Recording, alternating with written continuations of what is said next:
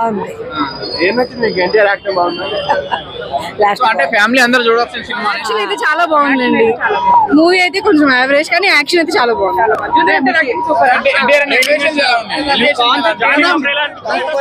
Copy కొట్టారంటున్నారు last లో, మీకు ఇలా అనిపించింది? బాహుబలి కాపీ కొట్టలేదండి, బాహుబలి రేంజ్ కి వెళ్ళారు. ఓకే, మీకు ఎవరి క్యారెక్టర్ బాగా నచ్చింది? ఫ్రాంక్ దేవర సినిమా బాగుంది, బట్ సోషల్ మీడియాలో ఎందుకు దాన్ని అంత నెగిటివ్ స్ప్రెడ్ చేస్తున్నా నాకు అర్థం కాలేదు. ఇట్స్ రాంగ్, ఇది తప్పు, చాలా తప్పు ఇది. ఎందుకంటే మూవీ యొక్క డబ్బు గవర్నమెంట్కి వెళ్తుంది, ఆ విధంగా చూసుకుంటే తప్పది. అండ్ ఇందులో స్టోరీ ఏంటి అని అంటే, అమాయకమైన ప్రజలను సాంఘిక విద్రోహక శక్తులకు వాడుకున్నారా అనేటువంటిది కాన్సెప్ట్. ఈ కాన్సెప్ట్ లో ఎన్టీఆర్ గారు కొండ మీద ఉన్నారా, లేకుంటే కొండ కింద ఉన్నారా, లేకుంటే దేవర కోసం వర కోసం దేవర వచ్చాడా, లేకుంటే ఈ ఇద్దరిని చంపడం కోసం సైఫ్ అలీ ఖాన్ వచ్చారా అనేటువంటిది కథ. అయితే ఈ కథకి ప్లస్ పాయింట్ ఏంటి అని అంటే, స్ట్రాంగ్ స్క్రీన్ ప్లే రాయడం జరిగింది.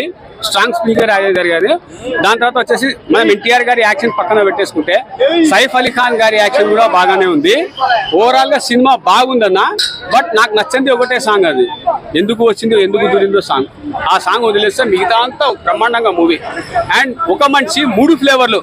పార్ట్ 1 లో దేవర క్యారెక్టర్ ఉంటుందన్న, ఒకటే వ్యక్తి 2 మాడ్యులేషన్ లో ఆన్ ద స్పాట్ లో ఆ వాయిస్ బేస్ తో మాట్లాడతాడు. అసమ్. దాని తర్వాత ఒక డైలాగ్ ఉంటది, నాన్న ఎంతసేపు నా తాత ముత్తాత కథ చెప్తావే, నా కథ, నా దేవర కథ చెప్పు అని అంటే, రియల్ లైఫ్. కొడుకు ఏమనుకుంటాడు, నా తండ్రి సూపర్ హీరో అనుకుంటాడు. బట్ ఇదేంటంటే ఆ తండ్రి అంటాడు, నేను అంత గొప్ప పని ఏం చేసుకోలేదులే అని చెప్పేసి ఆడికి కట్ అవుతుంది. అది చిన్న పాయింట్, ఎంత పెద్ద అర్థం ఉంటుంది తెలుసా. ఓవరాల్ గా సినిమా మటుకు బ్రహ్మాండం ఉందన్న, చూడొచ్చు.